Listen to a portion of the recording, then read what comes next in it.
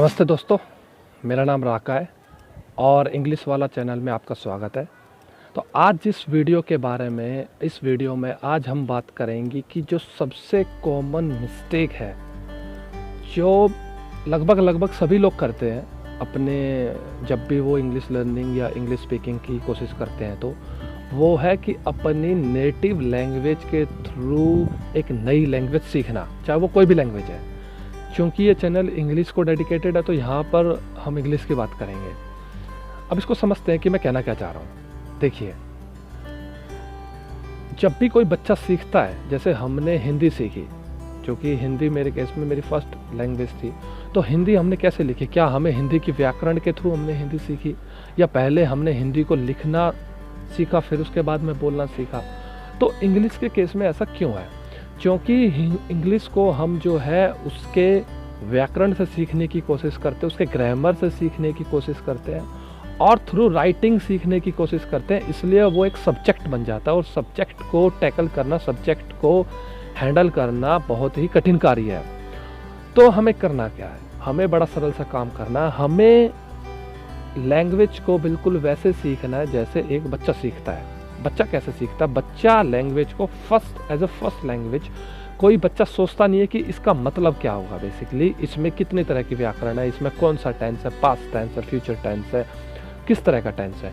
Basically बच्चा जो उसके माँ बाप उसको बोलते हैं या जो उसका समाज उसको बोलता है, वो उन चीज़ों का मीनिंग समझता है, एक रफ मीनिंग वो समझता है और उस रफ मीनिंग को समझने के बाद में वो उस सेंटेंस को मेमोराइज कर लेता है। फॉर एग्जाम्पल, अगर किसी बच्चे से बोला जाए कि दिस इज काउ, तो उसका जो रफ मीनिंग है उसके दिमाग में ये बनेगा कि ये जो सफ़ेद सा जानवर है जो इस तरह के शेप का, इसको काउ कहते हैं और ये यहाँ पर है इसलिए हम बोल रहे हैं कि दिस इज काउ।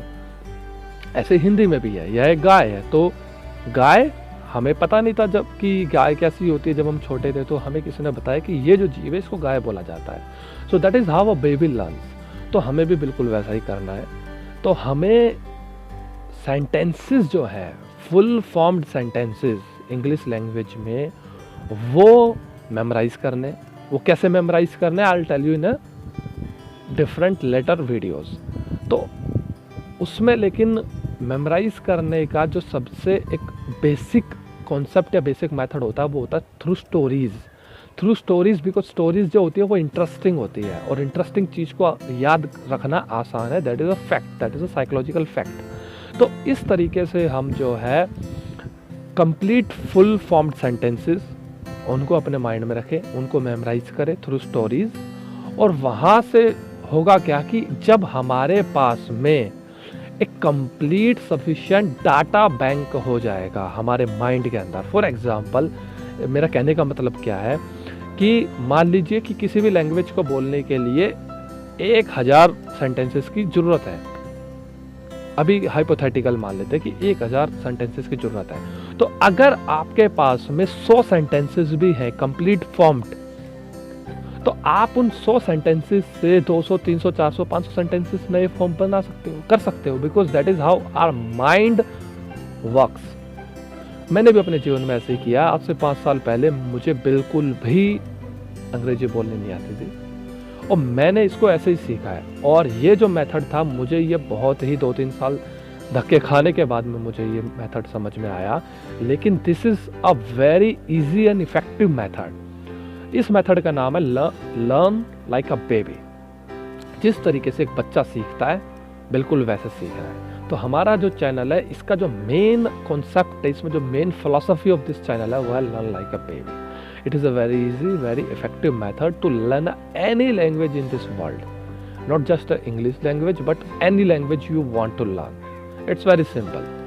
तो ये इस वीडियो में मैं कहना चाहता था। आने वाले जो भी आगे आने वाले वीडियोस है उसमें मैं बताऊंगा कि कौन सी बुक रेफ़र करनी है, कैसे स्टोरीज पढ़नी है, मैं उसमें आपकी कैसे मदद करूंगा। तो बने रहे हमारे साथ में, इस चैनल के साथ में। अपना ढेर सारा इस प्यार देश चैनल को, बिल्कुल नया चैनल है, बिल्कुल नई अप्रोच है ये कुछ करने की। तो अगर कुछ गलती हुई तो उसके लिए क्षमा याचना और अपने घर में रहे और सुरक्षित रहें क्योंकि कोविड का टाइम चल रहा है। और जय हिंद, धन्यवाद।